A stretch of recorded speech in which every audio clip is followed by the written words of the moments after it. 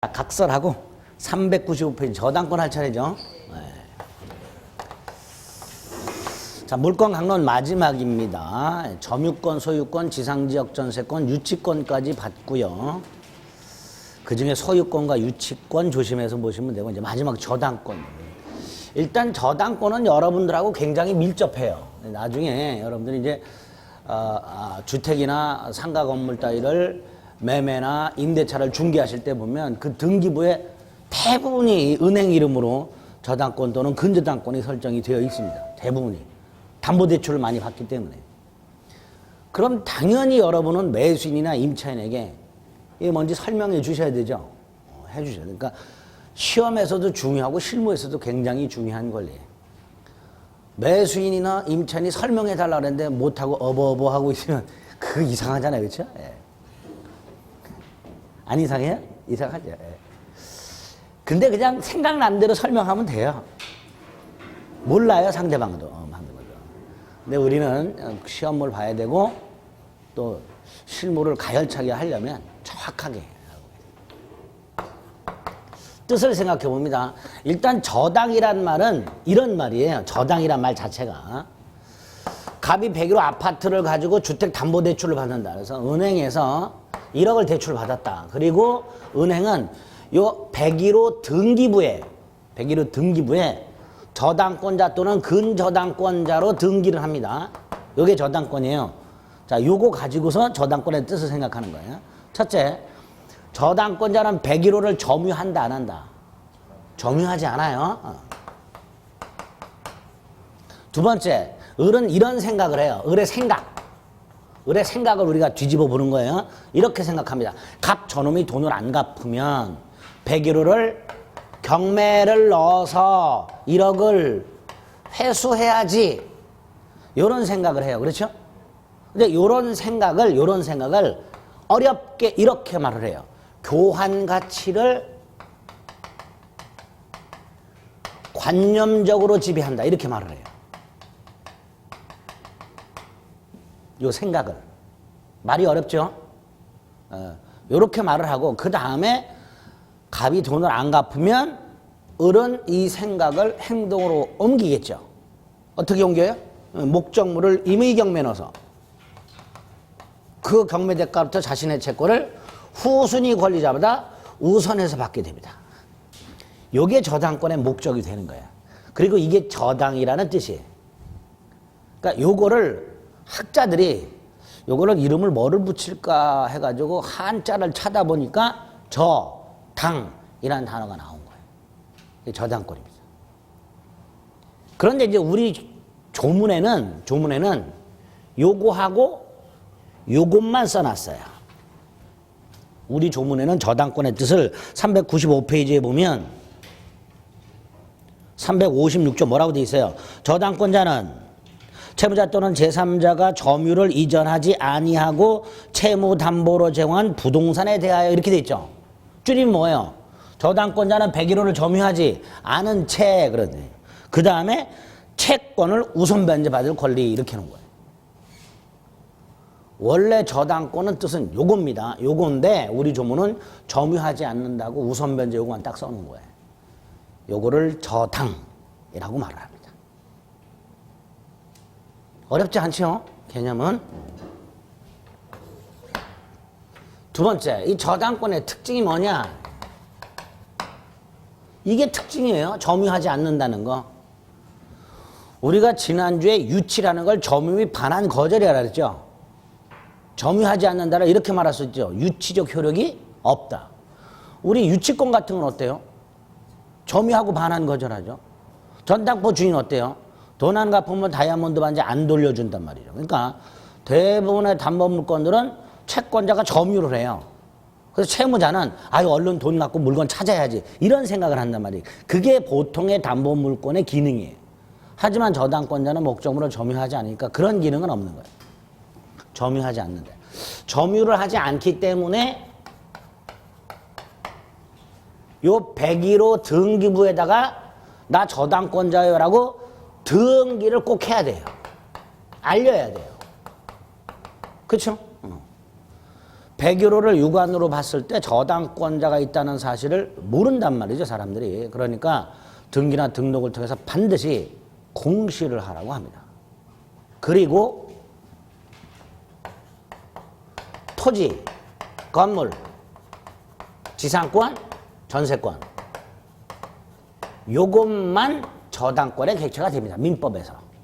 물론 특별법에서 인목이라든가 동산도 저당권의 객체가 되는 경우가 있으나 민법에서는 저당권의 객체는 딱 요 네 가지입니다. 그래서 토지 저당권, 건물 저당권, 지상권 저당권, 전세권 저당권 이렇게 네 가지 저당권이 민법에는 있습니다.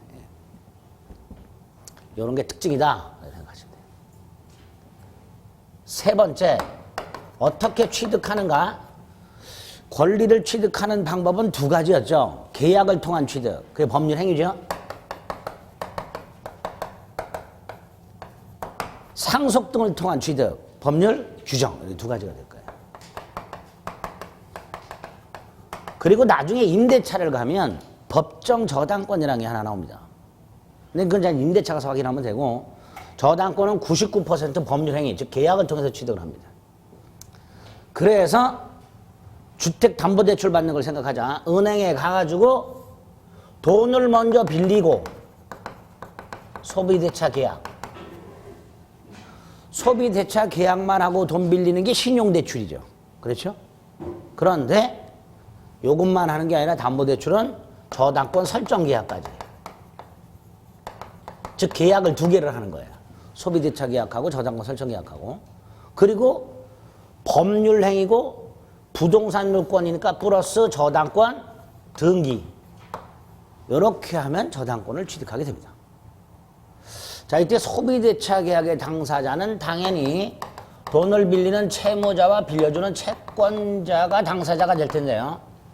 요 놈을 차주, 요 놈을 대주 이렇게 보통 부릅니다. 차주, 대주.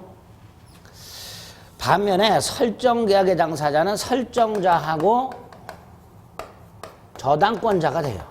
그리고 채권자가 을이라면 당연히 저당권자도 을로 등기가 돼야 되겠죠. 그렇죠? 이게 원칙이에요. 물론 나중에 채권자가 아닌 제3자가 저당권자로 등기된 경우 예외적으로 유효한 경우가 나옵니다. 근데 그건 예외고 원칙적으로 채권자와 저당권자는 일치해야 됩니다. 담보물권의 부종성 때문에. 병이 저당권자로 등기되라. 병은 채권이 없죠. 그럼 무효가 되는 거예요. 그래서 일치해야 돼요. 이게 원칙이에요. 요 놈이 문제입니다. 설정자. 자, 일단 이 설정자는 담보물 소유자라고 생각하시면 돼요. 설정자는 누굴 말한다? 담보물 소유자. 자, 그러면 은행에 가서 갑이 돈을 빌려요. 갑이. 채무자가 갑이에요. 101호가 갑소유야. 그러면 채무자가 설정자가 되는 거예요. 그런데 돈은 갑이 갑의 이름으로 빌리는데 채무자는 갑인데 저 101호가 아버님 정소유야. 그러면 설정자는 아버님 정이 됩니다.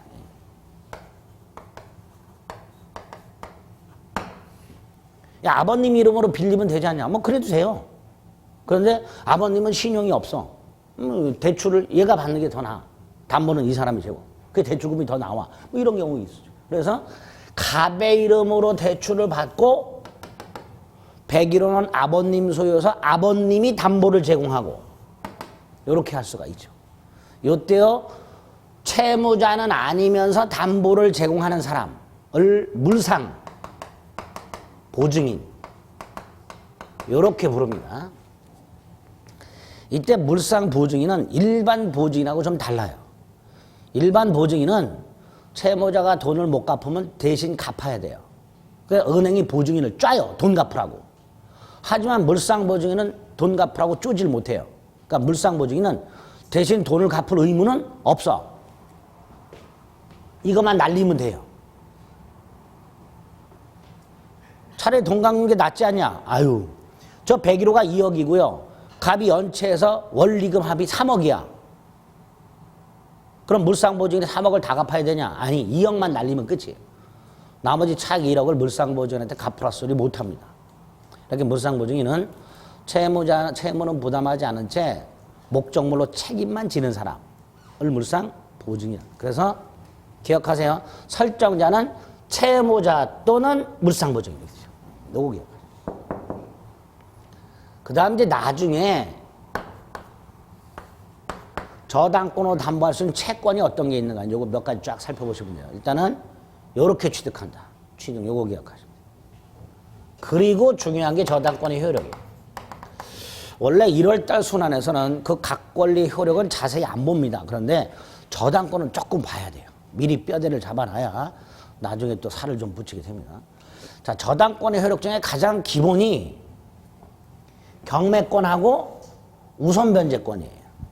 저당권의 가장 기본이 되는 효력이 목적물에 대한 임의경매권과 우선변제권인데 임의경매권과 관련해서는 경매 절차의 문제가 우선변제와 관련해서는 다른 권리와의 선후의 문제가 생겨요. 경매가 됐을 때 저당권자가 몇 번째로 배당받는가 이게 문제가 되는데 그 임의경매 절차하고요 다른 권리와의 선후의 문제는 2차 과목 중개사법 중개실무에서 시험에 나옵니다. 민법에서는 안 해요. 그러니까 나중에 중개사법 강사님이 민법에서 했죠. 그럼 안 했는데 왜 해야 돼요? 안 했어요. 이거 저. 그리고 저당권 효력에서는 저거 말고 부수적인 효력은 4개, 조금 이상한 건 4개가 나와요. 요게 집중해서 시험 문제입니다. 우리 시험에서는. 첫째가 저당권의 효력의 범위라고 해서 피담보 채권의 범위하고 목적물의 범위가 나옵니다. 이때 피담보 채권의 범위와 목적물의 범위는 목적물이 경매가 되는 것을 전제로 합니다. 갑이 돈을 갚지 못해서 101호가 경매가 되는 것을 전제로 저당권자가 무엇을 얼마까지 후순위 권리자보다 우선해서 받을 수 있는가 그게 피담보 채권의 범위라고 해요. 저당권자는 목적물이 경매가 시작됐을 때 제일 궁금한 게 뭐예요? 내가 얼마 받을 수 있나? 이거 궁금하죠? 그게 피담보 채권의 범위. 360조에서 뭐라고 해놨냐면 일단 원본 받아요. 원금이라고 이거 받아요. 약정이자 받아요. 약정이자. 돈 빌리고 한 달에 얼마씩 이자 주잖아요. 그거 약정이자. 그 다음이 문제 위약금이라는 거예요. 위약금. 자, 이 위약금이라는 게 뭐냐? 보통 은행 가서 돈을 빌리면 이자 얼마 내고 연체하면 연체이자 얼마 주고 요거만 약정하죠. 근데 개인과 돈을 빌릴 때 특히 머리가 짧고 검은 양복에 다리 터는 분들로부터 돈을 빌리면 이자 얼마, 연체이자 얼마 플러스 그래도 안 내놓으면 신장을 포기하기로 뭐 이런 거 약정하죠. 그렇죠? 그게 위약금 특약이에요. 돈을 못 갚았을 때 따로 얼마를 배상한다라고 약속하는 것 그걸 뭘 한다? 위약금. 근데 이제 신장 같은 걸 떼주기로 특약하면 반사의 질성이고요. 보통 이제 위약금 특약을 하게 되면 돈으로 특약을 합니다. 돈을 못 갚으면 연체이자 외에 아파트를 넘긴다. 연체이자 외에 뭐 1,000만 원을 더 준다. 이런 식으로. 그렇게 특약을 하는 경우가 있어요. 일반적으로는 거의 없죠. 아니, 근데 있잖아. 머리 짧고 신장 이런 거. 근데 그걸 이제 반사했으니까 돈으로 특약을 한다니까. 이렇게 위약금 특약을 하고 그 특약이 등기까지 되어 있으면 이것도 배상을 해줘요. 그걸 위약금이라고 합니다. 360조에서 그렇게 해놨어요. 그 다음에 채무불이행 손해배상이라고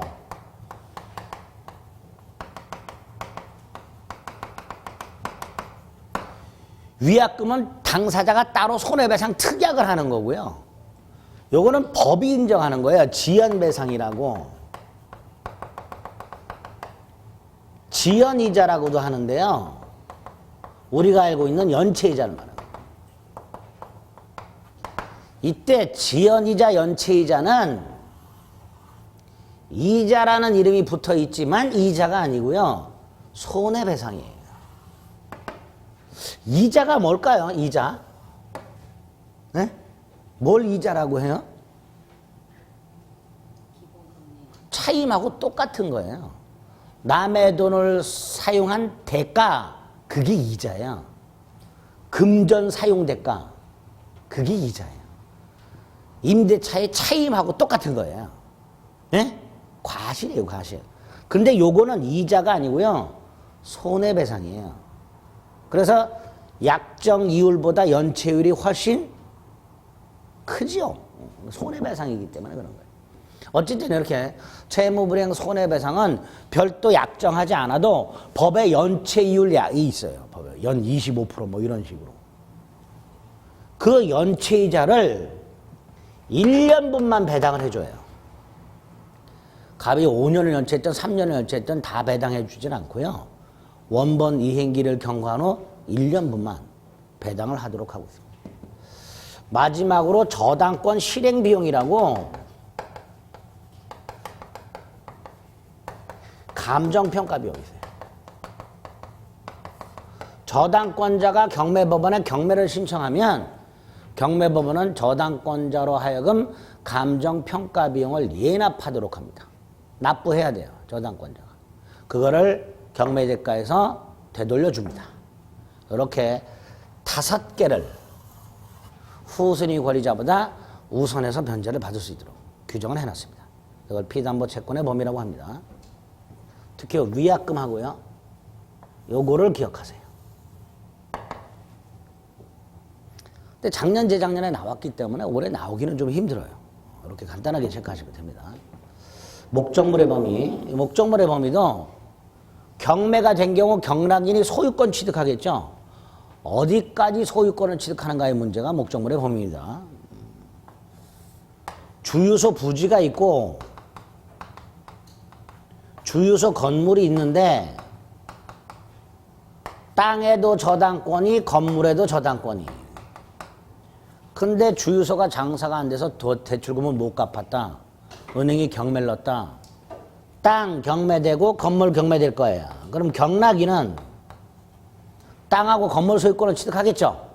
당연한 거예요. 그런데 땅에 묻혀있는 유류 저장 탱크, 기름 탱크, 주유기, 세차기 이것도 경락인이 소유권을 취득하는가에 문제가 생기는 거예요. 왜? 탱크 저당권, 주유기 저당권, 세차기 저당권이라는 건 없으니까. 그렇죠? 땅 저당권하고 건물 저당권이 있는 거고 땅이 경매된 거고 건물이 경매된 거지 탱크나 주유기, 세차장은 경매된 게 아니란 말이죠. 그러니까 경락인이 이것도 소유권을 취득하는가에 문제가 생겨요. 근데 경락받은 사람 입장에서 경락을 받아가지고 주유소를 영업하려고 갔더니 이전 소유자가 탱크하고 주유기하고 세차기를 다 떼가버렸어. 껍데기만 남아서 황당하겠죠. 그러니까 안 되겠다. 민법이 규정해 놓은 거예요. 목적물의 범위를. 지금 보셨듯이 토지 건물 당연한 거고 이거는. 그죠? 여기에다가 부합물과 종물도 저당권의 효력이 미치도록 해놨어요. 즉 경락인은 토지 건물뿐만 아니라 토지 건물의 부합물, 종물도 소유권을 취득하도록 해놨어요. 그러니까 지금 예를 들은 요 세 놈이 부합물이냐 종물이냐 이것만 판단할 수 있으면 되는 거예요. 자, 이때 첫째 부합물이란 토지 건물에 단단히 부착이 돼서 토지 건물의 일부가 되어버린 걸 부합물이라고 합니다. 유료 저장 탱크, 건물 매립형 에어컨, 엘리베이터 이런 것들이 다 뭐가 되는 거예요? 부합물. 부합물. 토지 건물의 일부. 반면에 종물은 토지 건물과는 독립한 물건이에요. 단단히 부착되어 있지 않아서 쉽게 분리가 가능한 것들. 이게 독립물이에요. 플러스 종물은 독립물이면서 플러스 토지 건물의 일상 용도에 꼭 필요한 물건. 이게 종물이에요. 종물의 개념입니다.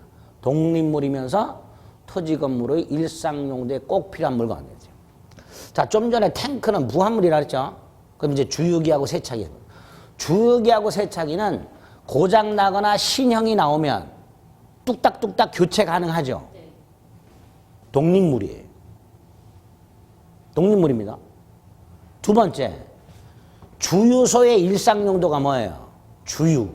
아, 독립되어 있으면서 일상용도에 필요한 거. 요게 종물이구나. 주유소의 일상용도 세차 아니죠? 세차기는 종물이 아닌 거예요. 그래서 결국 경락기는 유류 저장 탱크와 주유기로 소유권을 취득하는 거예요. 세차기는 안 돼요. 이렇게 부화물 종물의 효력이 미친다. 기억하셔야 돼요. 이걸 기억하는 게 아니에요. 안 나와요, 이거. 이게 나와요. 부화물 종물의 저당권 효력이 미친다. 두 번째, 이 부화물 종물은 저당권이 설정되기 이전부터 있었던 그 후에 설치했던 묻지 않아요. 저당권 설정 전후를 묻지 않습니다. 세 번째, 부화물 종물에도 미친다라는 이 민법 규정은 임의 규정이에요. 임의 규정이기 때문에 제가 첫날 말씀드렸죠. 제가 이거는 강행입니다. 이건 임의입니다. 그중에 이건 임의입니다. 말씀드릴 때마다 좀 외워주세요 그랬죠. 임의 규정. 임의 규정이란 건 저당권 설정 계약을 할 때 부화물과 종물에는 저당권 효력이 미치지 않도록 특약할 수 있다. 특약할 수 있다. 당사자가 특약할 수 있다. 그렇게 특약이 돼 있으면 나중에 경매 목록에서 그렇게 써줘요. 특약. 네 번째, 요놈, 종물. 저당권의 효력은 종물에도 미친다. 이거를 종된 권리에 확장을 시켜요. 종된 권리. 자, 종된 권리 확장한다는 건 이런 거예요. 갑수의 땅에 을이 건물을 소유하고 있어요. 그리고 땅의 지상권을 갖고 있어요. 지상권에서 말씀드렸죠. 건물 소유권이 주된 권리, 지상권이 종된 권리. 건물 소유권이 목적, 지상권이 수단. 그랬죠? 이 상태에서 을이 건물을 담보로 돈을 빌려 쓰고 저당권 설정하게 되면 이 저당권의 효력이 지상권에도 미치는 거예요. 따라서 저당권자가 건물을 경매를 넣었을 때 경락에는 건물 소유권뿐만 아니라 지상권도 취득한다 이렇게 되겠죠. 아파트 집합 건물로 가면 101호 전유 부분이라고 해요. 이 전유 부분에 대한 권리를 구분 소유권이라고 합니다. 자, 을이 101호의 구분 소유권을 갖고 있어요. 그리고 을은 땅에 대해서 대지 사용권이라는 걸 갖게 돼요. 뭘 갖는다고요? 대지 사용권. 전유 부분에 대해서 뭘 갖고 있고? 구분 소유권. 이거하고 비슷한 거라고 생각하시면 돼요. 이때 을의 구분 소유권이 주된 권리고 대지 사용권이 종된 권리 이렇게 될 거예요. 그러니까 을이 101호를 담보로 돈을 빌리면서 101호에만 저당권을 설정하더라도 이 저당권 효력은 어디에도 미친다? 대지 사용권에도 미친다. 따라서 101호 전유분을 경락받은 사람은 구분 소유권뿐만 아니라 대지 사용권도 취득한다. 이렇게 되겠죠. 이렇게 종된 권리 확대가 된다는 거. 이 정도를 부합물 종물에서 확인하시면 돼요. 자, 목적물에 관해서 첫째로 기억하실 게 이겁니다. 두 번째로 목적물의 과실. 예를 들어 갑이 101호를 담보로 돈을 빌리고 저당권을 설정해 준 상태에서 101호를 병에게 임대를 해서 월 차임을 100만 원을 받는다. 차임이나 이자를 과실이라 한다 그랬죠. 과실이라고 불러 이거 과실. 이 100만 원 차임을 누가 수취해요? 갑이 받죠. 저당권자가 받질 않아요. 그 말은 저당권 효력은 과실에는 원칙적으로 효력이 미치지 않는다. 과실에는. 다만 저당권자가 101호를 경매를 넣어. 갑이 돈을 안 갚아서. 경매가 시작이 되면 101호가 압류가 돼요. 압류가 되면 처분이 금지가 돼요. 압류 이퀄 처분 금지 이렇게 생각하시면 돼요. 압류 이퀄 처분 금지. 그런데 그 압류의 효력이 과실에도 미쳐요. 압류 효력이 어디에도 미친다고요? 과실에도 미쳐요. 그러니까 101호가 압류가 되면 병은 갑에게 더 이상 차임을 지급해서는 안 돼요. 압류가 되기 때문에. 그러니까 저당권자가 경매에서 압류가 됐다. 압류 혜택이 과실에도 미치니까 결국 저당권 혜택이 어디에도 미치게 돼요? 과실에도 미치게 돼요. 저당권을 통한 압류 효력이 과실에도 미치게 돼요. 그래서 조문에 뭐라고 돼 있냐면 목적물이 압류된 후의 과실에는 저당권 혜택이 미친다. 이렇게 해놨습니다. 압류 전에는 안 미쳐. 그래서 목적물의 범위에서 요거하고 요거 생각하시면 하나 물상대위라는 게 나오는데 이거 좀 어려워요.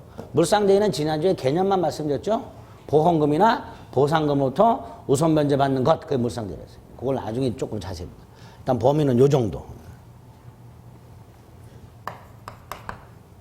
두 번째, 우리 법정지상권이라고 366조 본 거 있죠. 자, 366조 요건이 그랬어요. 토지 건물이 존재하고 소유자가 동일한 상태에서 토지 건물이 존재하고 소유자가 동일한 상태에서 저당권이 설정이 되고 그 저당권이 실행이 돼서 그 결과 토지와 건물의 소유자가 달라졌을 때 건물 소유자가 법정상권을 취득했죠. 근데 이 법정상권이 성립하려면 저당권이 설정이 될 때 건물이 있었어야 돼요. 그죠? 근데 이런 경우 갑이 나대지를 담보로 돈을 빌리고 그 나대지의 저당권을 먼저 설정한 후에 빌린 돈을 가지고 건물을 지었다 이렇게. 상황은 왼쪽하고 비슷하지만 차이는 건물이 있는 상태에서 저당권이 설정됐냐, 저당권이 먼저 설정되고 건물이 지어졌냐, 이 차이가 있죠. 그리고 갑이 돈을 못 갚아서 실행이 됐다. 땅이 병한테 넘어갔다. 결과적으로 저당권 실행으로 토지 건물의 소유가 달라졌죠. 근데 이 경우에는 법정사건 인정이 안 된단 말이죠. 안 되면 어떻게 돼요? 건물은 철거된단 말이죠. 지은 지 얼마 안 된 건물 아깝잖아요. 실제로 철거가 될까? 네. 지은 지 6달 만에 철거되는 건물을 봤어요, 저는. 아주 궁금했죠. 법정지상권 분쟁 중이라는 프랭카드가 써 있는 건물이 있었어요. 옛날에 저기 홍대 입구 전철역 있는데. 제가 그 근처를 이렇게 강의하러 왔다 갔다 해요. 저거 언제 철거되나 바라보고 있었는데 아니나 다를까 한 6개월 뒤에 철거되더라고요. 소송에서 진 거예요. 건물 소유자가. 정말 지은 지 얼마 안 되는 멀쩡한 건물이 싹 사라졌어. 아깝지요? 아까워서 365조에서 토지 저당권자는 누구는? 토지 저당권자는 건물까지 함께 경매할 수 있는 권리를 부여해 줍니다. 이게 중요해요. 이건 너무나 어렵고요. 366조 문제 나오면 찍어야 된다 그랬고 나중에 문제풀이에서 정리해 드릴 거고 요거는 내용이 얼마 안 되는데 요게 더 잘 나와요. 자, 토지저당권자의 건물 일괄 경매권 첫째 요건 저당권 설정되고 건물이 축조될 것. 그렇죠? 그 건물을 설정자가 소유하고 있을 것. 요게 요건이 되는 거예요. 효과 저당권자는 건물까지 일괄 경매할 권리가 있다. 의무가 아니라. 그래서 을은 땅만 경매해도 돼요. 실제로 우리 땅만 경매해가지고요. 건물 철거를 청구한 사건이 있었어요. 법원 철거해라 이렇게 돼요. 권리지 의무가 아니라는 거. 세 번째, 일괄 경매를 신청했을 때 효과. 을이 땅하고 건물을 한꺼번에 경매를 놓다면 당연히 경매법원은 땅하고 건물을 동일인에게 매각을 해야 돼요. 땅은 병에게, 건물은 정에게. 그럼 철거돼요. 그럼 안 되죠. 그러니까 토지 건물을 동일인에게 매각을 해야 되고요. 법원은. 두 번째, 얘는 건물 매각 대금에서는 우선 변제를 받을 수가 없어요. 그렇게 아예 못을 박아놨어요. 결국 그런 건물까지 일괄 경매할 권리만 인정해 줬을 뿐 건물 경매 대가로부터 우선 변제권까지 인정하고 있지는 않아요. 딱 이 정도예요. 일괄은. 별거 없죠? 예? 시험 문제 나오는 게 그거야. 딱 그거. 일단 교과서 체크해 드리겠습니다. 딱 이 정도 기억하세요. 세 번째가 저당부동산 제3취득자라고 가 101호 5억짜리예요. 은행이 2억을 빌려줬어요. 저당권 갖고 있어요. 그걸 병이 샀어요. 대금을 5억을 가백에 지급해야 되는데 지급 방법이 두 가지. 2억 채무를 병이 인수해. 그리고 3억만 줘. 근데 이 경우에는 갑과 병이 은행 가가지고 채무자 변경 절차를 밟아야 돼요. 그러면 병에 대한 신용평가도 새로 해야 되고 대출금을 증액 또는 감액될 수도 있어요. 잘못하다가. 그러니까 이걸 병이 인수하지 않고 5억을 다 줘요. 그럼 갑은 그 5억 중에서 2억을 갚고 이렇게 하는 경우가 있을 수 있죠. 자, 이때 병이 갑을 믿고 5억을 줬어요. 갑이 5억을 받고 소유권 등기는 넘겨줬어요. 그리고 갚으면 되죠. 병이 나중에 등기부를 확인했더니 지 이름으로 소유권 등기는 되어 있는데 이게 아직 살아있더란 말이죠. 저당권 등기가. 그래서 갑에게 연락을 했어. 뭐가 들릴까요? 없는 번호입니다. 에? 당했어 병이. 갑이 2억을 안 받고 연변으로 잠수 탔어. 야, 왜 하필이면 연변이냐 자식아. 생각난 게 연변이에요. 베트남으로 할까? 우한으로 할까? 아무도 안 올 테니까. 잡으러도 안 오겠죠. 우한 가면. 그죠? 아, 도대체 여러분들 그 황사 마스크 요새 사기치는 거 아시죠? 네. KF94라고 속여가지고 실제로는 KF94도 아닌데 뭐 인터넷에서 팔아먹는 설값에. 근데 제조 장소가 어딘지 아세요? 우한에서 만든. 거기를 만드는 것까지 가서 촬영해 와요.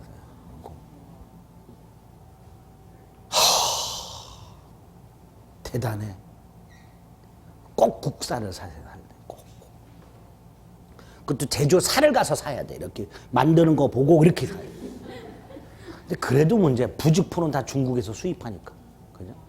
부직포까지 자체 제작을 해야 될 거야. 부직포. 인터넷에 보니까 무슨 마스크 제작하는 법도 나오던데. 부직포 가지고서. 뭐 얘기다 우한까지 갔지? 아, 이 자식이 우한 갔다. 그럼 병은 어떻게 해요? 이거 큰일 났죠. 우리 경매를 넣는단 말이지. 그럼 병은 소유권을 상실한단 말이죠. 이런 사람을 제3취득자라고 해요. 자, 이 사람을 우리 민법은 이렇게 보호를 해줍니다. 첫째가 경매인이 될 수 있어요. 경매인이 되냐면 경락받을 수 있다 이렇대요. 원래 민사집배법에서는 내 물건을 내가 경락을 못 받아요. 소유자는 경매 절차에 참가가 제한돼 있어요. 근데 얘는 돼요. 추가적으로 돈을 내서라도 소유권을 일단 방어해라 그런 뜻이에요. 다른 사람이 경락받기보다는 차라리 네가 받아라. 경락인이 될 수 있도록 했고요. 두 번째 여기 변제권이라는 게 있어요. 채무를 인수하지 않았기 때문에 병은 돈을 갚을 의무는 없어요. 대신 변제할 권리가 있다라고 하는데 얘가 변제할 권리가 있다면 얘는 변제를 받을 의무가 있는 거예요. 야, 돈 갚는 게 무슨 권리냐? 돈을 받는 게 권리지. 그렇죠? 이렇게 생각하셔야 돼. 여러분이 친구 을한테 100만 원을 꿔줬어요. 근데 병이 와서 100만 원을 갚아. 받으면 돼요, 안 돼요? 받으면 될까요, 안 될까요? 다시 여러분이 100만 원이니까 좀 큰가? 을이라는 친구한테 10,000원을 꿔줬어요. 근데 다음날 병이라는 친구가 와가지고 10,000원을 나한테 갚아. 야, 너 어제 을한테 10,000원 꿔줬다며? 병이 갚아. 받으면 돼요, 안 돼요? 안 돼요. 받으면 부당이득이에요. 왜? 채무자 아닌 자로부터 돈을 받으면 안 돼요. 채권이란 건 채무자한테만 행사할 수 있다고 그랬잖아요. 이렇게 생각하면 어떨까요? 여러분은 저에 대해서 민법을 강의하라는 채권을 갖고 있다고 그랬어요. 그렇죠? 네. 채무자가 저예요. 네. 그런데 원장님 와서 민법 강의해. 그럼 여러분은 강의를 들으시겠어? 안 듣겠죠. 이정환이 와라 그러겠죠. 그런 거예요. 채권이란 건. 채무자로부터만 이행을 받아야 돼요. 채무자가 아닌 자로부터 이행이 있으면 받으면 안 됩니다. 부당이득이 돼요. 아시겠죠? 지금까지 받아왔죠? 부당이득이에요. 앞으로 받으시면 부당이득이라는 걸 알고 받았기 때문에 여러분은 이자에다 손해까지 붙였고 반환해야 돼요. 난 강의 안 들었어. 이렇게 됩니다. 선의 하나는. 이렇게 병은 채무자가 아니기 때문에 갚더라도 받으면 안 되는 거예요. 하지만 병에게 뭘 부여해서 변제권. 따라서 얘는 뭐가 있다? 받을 의무가 있다. 이렇게 하면 안 된 거예요. 거기에다가 변제에게 이거를 적용해요. 연체자 1년. 그러니까 병은 연체자는 1년분만 변제할 권리가 있다. 이렇게 하게 되는 거예요. 그래서 또 권리예요. 이렇게 변제권을 줍니다. 그리고 대신 갚았으니 우환이라도 찾아가가지고 갑한테 내놔 해야 되겠죠? 네. 구상권이라고 해요. 대신 갚았으니 내놔. 구상권이라고 합니다. 세 번째, 병이 소유권을 취득한 다음에 101호에다가 5천만 원을 투입해서 인테리어를 했어. 근데 경매가 들어왔네? 5천만 원 아깝죠? 네. 아까워할 필요가 없습니다. 경매 대가에서 영순위로 배당해줘요. 순위가 영순위예요, 영순위.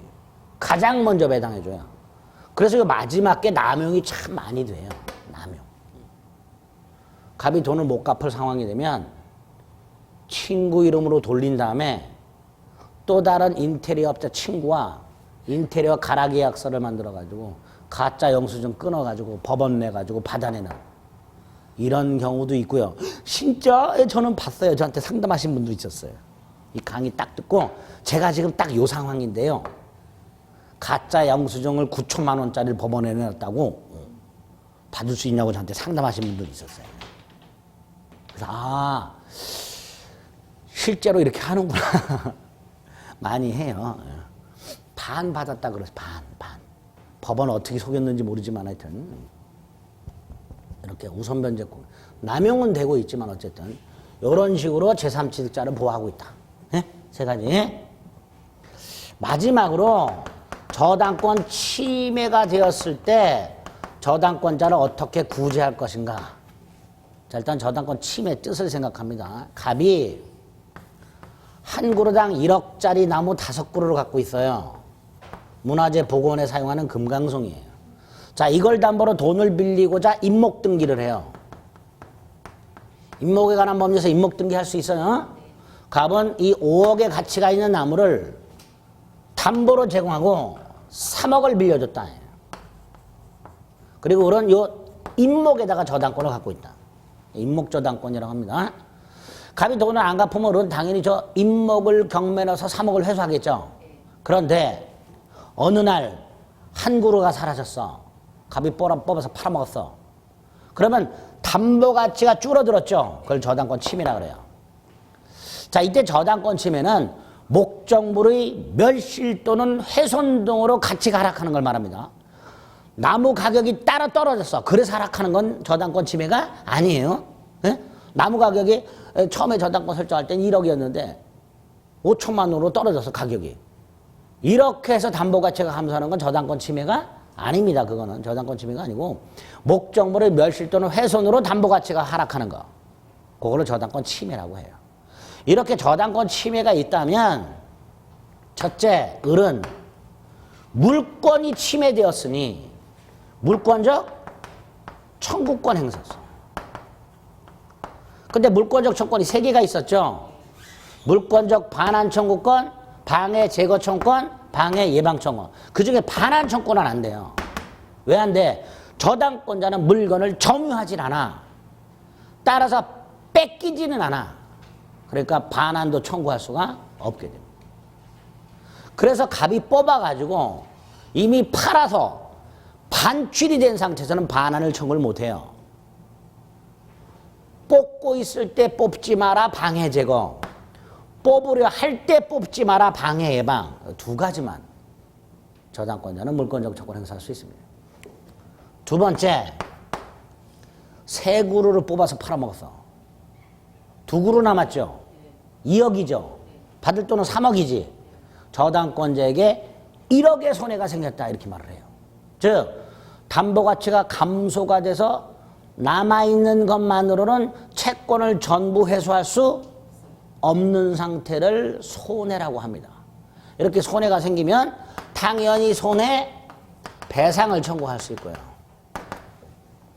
세 번째로 뽑아버렸다. 어른 갑한테 가가지고 원상회복을 청구할 수 있어요. 원상회복이 뭐야? 똑같은 담보가치가 있는 나무를 갖다 심어라. 원상회복 청구 또는 담보물 보충 청구권이라고 불러요. 마지막으로 나무를 뽑아서 팔아먹은 갑, 을의 입장에서는 더 이상 믿을 수가 없지요. 변제기는 2년 남았다 하더라도 을은 갑한테 지금 당장 원금을 갚아라 청구할 수 있습니다. 총 4가지. 물권적 청구권, 손해배상 청구권, 담보물 보충 청구권, 즉시 변제 청구권 따위를 저당권자에게 행사할 수 있도록 저당권 침해 구제 수단이 마련이 되어 있습니다. 이 4가지. 저당권에서 이 4가지가 단독 문제로 잘 나와요. 아시겠죠? 그 중에 이 보험이 문제는 작년에 나왔었고요. 재작년에 나왔고. 요거 아주 유력하죠. 일괄경매권. 단독으로 나오기 아주 쉽고요. 제3취득자라든가 구제도 잘 나와요. 4가지를 잘 기억을 해 두셔야 돼요. 그리고 나중에 여기다 이제 살을 또 붙여야 돼. 근데 그건 좀 어려워요. 일단 요렇게 뼈대를 잡아 두세요. 5번째. 저당권 처분과 소멸이 나오는데요. 취득했고 변경되고 소멸되는 거예요. 소멸은 간단해요. 채권이 소멸하면 저당권도 소멸하겠죠. 그렇죠? 그래서 갑이 돈을 갚으면 저당권은 그냥 소멸해요. 자, 문제가 처분인데요.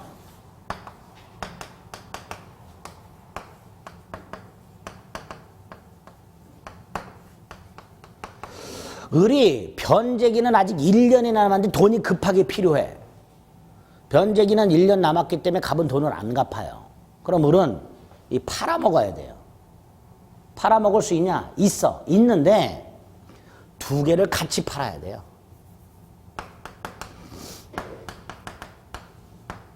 아예 민법에서 쐐기 박아놨어요. 저당권만 양도하지 못한다. 팔아먹으려면 채권도 같이 팔아먹어라. 요때 요 채권을 저당권이 붙어있는 채권이다 해서 저당권 부채권이라고 해요. 부라는 말은 부합에서 나오는 단어예요. 붙어있다 이런 뜻이에요. 그래서 저당권 및 저당권부 채권을 함께 양도. 머리에 박으셔야 돼요. 저당권만 팔아먹을 수 있다 없다? 없다. 절대로. 자, 이 상태에서 채권 양도 2개 다 팔았죠? 이 상태에서 채권을 팔아먹었다는 사실은 을이 양도인이 채무자에게 알려줘야 돼요. 그렇죠? 갑은 을한테 돈을 빌렸는데 나중에 병한테 갚아야 되잖아요. 그러니까 당연히 을이 알려줘야죠. 이렇게 알려줘야 병은 갑에게 이렇게 갚어 권리를 주장할 수 있는 거예요. 알리지 않았다면 갑은 채권자가 바뀌었다는 사실을 모를 거고, 그죠? 모르나? 모르지. 갑이 무슨 뭐 초능력자도 아니고. 병이 와서 1억 갚으라 그러면 갑은 뉘신지 그럴 거란 말이죠. 그러니까 알려줘라. 이걸 채권 양도 통지라고 해요. 채권 양도를 통지하면 양수인이 갑에게 채권을 주장할 수 있습니다. 그래서 이 채권 양도 통지는 채권을 양수한 자가 채무자에게 채권을 주장하기 위한 요건이에요. 무슨 요건? 주장 요건. 주장을 대항이라 그랬어요. 두 번째, 저당권 양도했죠. 저당권. 네? 2개 같이. 부동산 물권이고 법률행위죠. 등기해 줘야죠. 그래서 101호 등기부를 보면 저당권자 을로 등기되어 있는 걸 뭘로? 저당권자 병으로 이전 등기를 해줘야 되는데 이 이전 등기를 부기 등기라는 걸로 해줘야 돼요. 자, 부기 등기도 이제 등기의 종류 중에 하나인데 주등기와 부기 등기가 있어요. 주등기는 독립한 번호를 부여하는 게 주등기예요. 부기 등기는 독립한 번호의 제몇 호, 이게 부기 등기야. 즉 주등기 순위를 그대로 유지할 때 하는 등기가 부기 등기입니다. 을의 등기 순위가 2번이야. 그럼 당연히 얘도 몇 번이어야 돼요? 2번이어야 되죠. 4번, 5번이 되면 돼야 안 돼요? 안 되죠. 그래서 넘겨줄 때 2의 1 이렇게 돼요. 이 다시라고 하지 마세요. 이 다시는 일본 애들이 하는 말이에요. 그래서 2의 1 이렇게 돼요. 네? 부기 등기. 그래야 병은 저당권을 취득해요. 그래서 우리 시험 지문에 이런 지문이 나온 적이 있어요. 찬찬히 들어보세요. 저당권 및 저당권부 채권을 양도한 경우 그 채권 양도 사실을 채무자에게 통지한 때 양수인은 저당권을 취득한다. OX. X죠. 통지는 대항 요건이고 저당권 취득하려면 등기 넘겨받는 게 저당권 취득 요건이죠. 요 딱으로 시험 지문이 나온 적이 있어요. 근데 그 지문을 수험생이 무슨 말인지는 몰라서 요겁니다. 아시겠죠? 처분은 요렇게 한다. 기억하시면 돼요. 마지막으로 특수저당권이 나오는데 특수저당권은 역시 이번 순환은 안 봅니다. 공동저당과 근저당권 두 개가 있는데 그중에 근저당권은 중요해요. 근데 공동저당권은 나중에 문제풀이에서 찍는 방법을 알려드릴 거예요. 공동저당. 공동저당은 공부해도 못 맞춰요. 근저당은 따로 할 겁니다. 395페이지 저당권의 의 356조 조문 확인하시고요. 밑에 4줄 읽어주시면 되죠. 다음 페이지 저당권의 성질. 당연히 타인 소유 부동산을 목적으로 해야 되고요. 우선 변제효가 있고 특히 점유를 수반하지 않는다는 거 조심하시고요. 그 정도까지. 그리고 오른쪽에 보면 저당권 성립이 있죠. 약정을 통해 성립하는 게 대표적이라고 그랬죠. 그리고 양가를 보내 설정계약의 당사자가 있죠. 1번 저당권자와 저당권 설정자가 당사자죠. 그리고 설정자는 채무자 또는 물상보증인 이렇게 되죠. 그죠? 설정자는 소유자를 말하고 채무자 또는 물상보증인. 반면에 동그라미 2번 저당권자 기억 원칙. 원칙적으로 채권자에 한한다. 원칙만. 저당권자는 원칙 채권자. 반면에 설정자는 채무자 또는 물상보증인. 이렇게 되는 거예요. 됐죠? 넘기세요. 설정 등기하라 말이에요. 등기하라 말이에요. 등기하라까지만 기억. 내 밑에 건 읽지 마시고. 오른쪽 양가라 선발의 객체 동그라미 1번 민법상 객체만 생각합니다. 민법상 객체. 거기까지. 그리고 넘기면 효력이 나와요. 피담보 채권화범위 360조가 있고요. 밑에 표에 보면 위약금, 특약 플러스 등기된 경우라고 돼 있고 지연배상은 1년분에 하나다. 그거 확인하시면 돼요. 다시 쭉 내려가면 양가로 입원한 358조 부합물 종물에 미친다. 다만 다른 약정이 있으면 그 약정에 의하게 돼요. 임의규정이라는 뜻이에요. 반면에 359조는 압류 후의 과실에도 미친다. 저당권 세력은 압류 후의 과실에 미친다. 압류 후. 됐지요? 일단 그렇게 조문만 일단 확인을 해 주시면 되겠습니다. 쭉 넘기세요. 넘기기 전에 거기 목차를 까매. 402페이지에 보면 동그란 3번 바로 밑에 365조가 있습니다. 토지저당권자의 토지건물 일괄 경매권. 요건 A. 저당권 설정 후 건물이 신축. 그죠? 402페이지 365조 조문 바로 밑에 기억의 요건의 A 첫 번째 줄. 예? 첫 번째 줄. 그 밑에 판례 밑에 B. 저당권 설정자가 촉조하여 소유. 요거 딱 두 개. 이 원칙. 오른쪽 효과 A 건물 매각 대금에서는 우선 변제 받을 수가 없다. 그랬죠? 또 하나 기억할 게 뭐야? 경매법원은 토지 건물을 동일인에게 매각 허가하라. 기억하셔야 돼요. 그 정도 확인합니다. 넘기세요. 406페이지 제3취득자. 의가 있고 양가로에 동그라미 1번 경매인이 될 수 있고 동그라미 2번 변제권이 있고 오른쪽 동그라미 3번에 비용을 우선 변제받고 세 가지 굵직하게 딱 말해서 4번 저당권 침해 양가로 1번 뜻이 있고 양가로 1번 물권적 청구권 물권권 청구 쪽에서 마지막 줄 반환 청구권 인정이 안 된다. 그렇죠? 방해 제고 방해 예방만. 다음 페이지 손해배상 청구권 담보물 보충 청구권 즉시 변제 청구권 이런 것들이 인정이 된다. 굵직굵직하게 타이틀을 머릿속에 넣어달라요. 제가 지난주에도 말씀드렸죠. 유치권 성립 요건을 11월 달에 외워달라 하는데 안 외우셔서 거기다 살붙이기가 지난주에 굉장히 힘들었어요. 이거 뼈대 안 잡아놓으면 다음 손에 살붙이기가 또 굉장히 힘들어. 여러분들 몫이에요. 410페이지 저당권 처분 361조에 뭐라고 돼 있어요? 저당권만 양도할 수 없다. 그렇죠? 저당권만 채권과 분리해서 양도 못한다.